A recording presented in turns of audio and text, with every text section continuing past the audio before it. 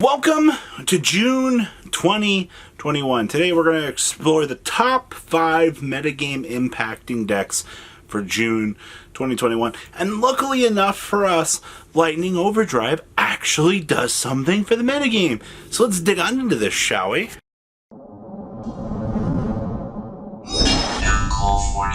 Smash your lovely crap out, subscribe button so you guys don't miss out on more awesome content. Number 1 on our list here, and everybody's favorite deck in the room, is Brigade. Now, you guys recently saw that they got the new Bear Bloom here, and well, Bear Bloom does, well, like one thing for the deck. It gives them the ability to search for their trap card, which is Revolt, which special summons up to 4 guys and then allows you to make Sharag on your opponent's turn for an interruption. But how much more does that up the consistency of the deck? You have absolutely no idea. It ups it so much, it's ridiculous. So from what I've been seeing as of late, pre-Bear Bloom, most of the players have been going down the approach of main decking a Zodiac package in the deck, which has been 4 cards, which is a Barrage, what is it, a Ratman, a Ram, and the Whiptail. So we are still playing like a Zoo package in the deck, and then we just kind of do the rest of, you know, like torrentials for like a trap board.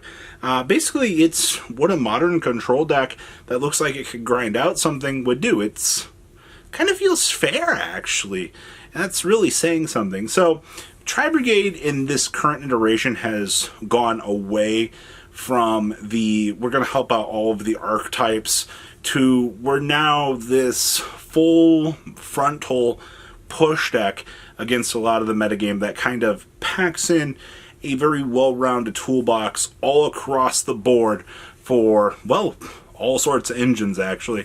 And that's going to bring you, well, this hodgepodge, you know, cluster that's led to be probably the best deck of the format. And it's saying a lot because I think that this deck is really, really solid all the way around. And it's almost kind of budget, actually. Minus, like, some of the key parts. Like, it's kind of cheap. Number 2 on our list here is Brigade. Now, this deck has been, oh man, it's been here for, oh man, since the last ban list, actually. And you know why? 1 card engines. Alright, so basically when any one of your Praying Kids monsters effectively starts full combo for you, what does that tell you about the deck? Oh, it's gonna be good. Huh. Wow.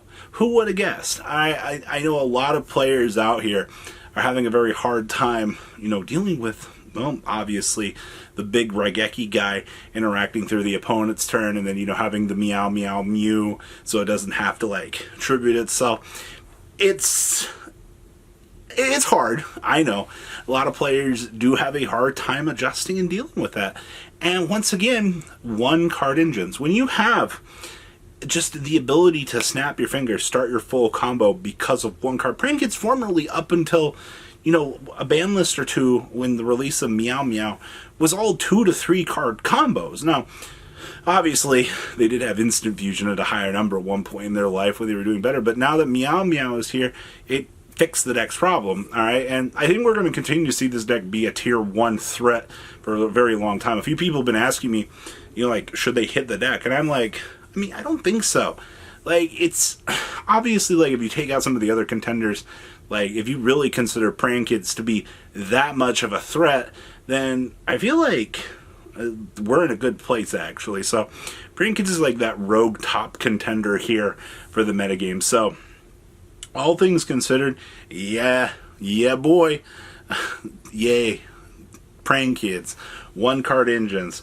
Who doesn't hate them or love them? Alright, now next up here is going to be Dragon Link. And I know a few of you guys still are like, really, Dragon Link? Like, yeah, we got super polys now. We break the boards. We got people that are citing really weird, cool, innovative cards against the deck. I've even seen, like, Shadow Imprisoning Mirrors inside decks now. Like, Dragon Link has been falling down the tier 1 spectrum for so long now that it's kind of ridiculous. Out of the, I mean, honestly, I think out of the big 5 decks, it's probably the most countered. Alright, well the good news is, at least Lancia beats Tri-Brigade and Dinosaur, so you at least round out there. When you look at this deck, you're like, super poly for this, and like this should all match up. So you do have multi-purposing tools to handle this deck as well. But what makes Dragon Link so reliable is those big boards it makes. Man, those 20-minute turns are a heck of a thing, man. My favorite thing is just listening to the people go, oh, you're done? All right, cool, my turn? Oh, super poly, break board. All right, like, I know how much of a snore fest this highly integral combo deck actually entails. Bad pun intended there for it being a smart combo deck. I don't know. You do with that what you will. But I think at the end of the day, this deck still denotes its top metagame spot in the top 5 because of the boards it breaks. And like I said, we've got more counters coming to it as each and every day goes by. We still see the boards be built, but we still do see how fast this deck gets torn apart by the rest of the metagame. So honestly, it's probably near the lower end of the top 5, which is very interesting. Like I said, it's fallen a long way.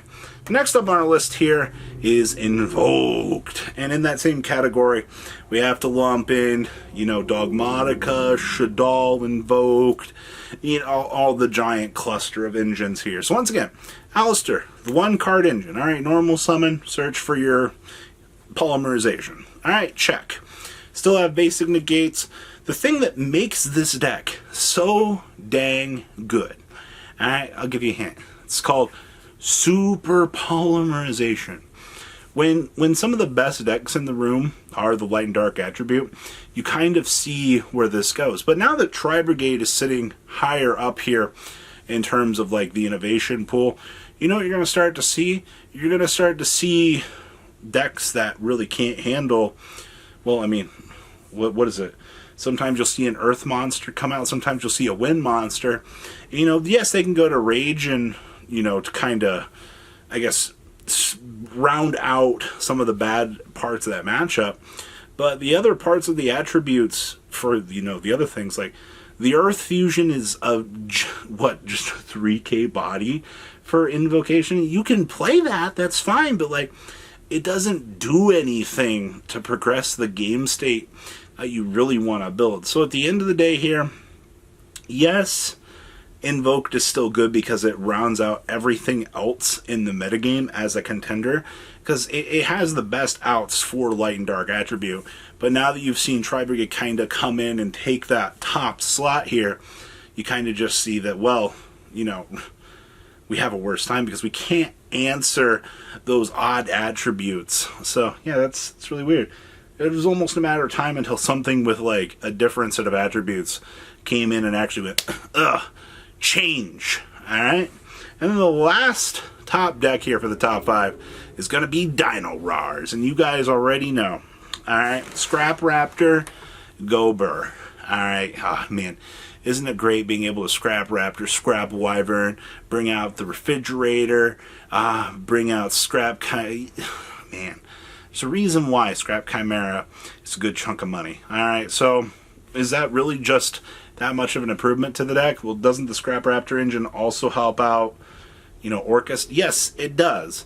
But it doesn't make Orcust tier 1 because of the hits that are currently in place for it. Scrap Raptor, on the other hand, does give this deck more bricks in a way, but players are looking at the different aspects that you can do with this deck, and they're making other boards with it. So now the Dinosaur was already in the top 5 as it was because of Ultimate Conductor and Friends.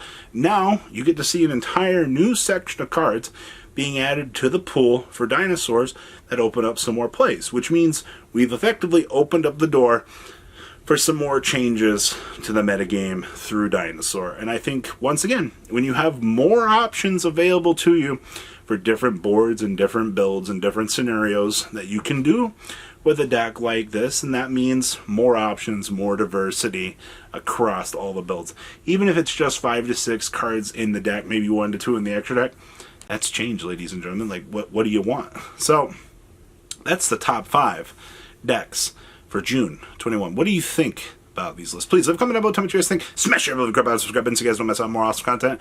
And I'll see your beautiful faces back here later another day with some more cool, awesome content. Peace out, guys. Thank you, patrons, for making the ride never truly end. Without you guys' support, well, I would probably be doing Truffle Shuffle videos for a living. Guys, please check out VanCole40 for all of your Cardfight Vanguard content brought to you by MCole40. And if you are looking to pick up singles, check out mcolegames.com for your trading card game needs. Thanks for watching, everybody.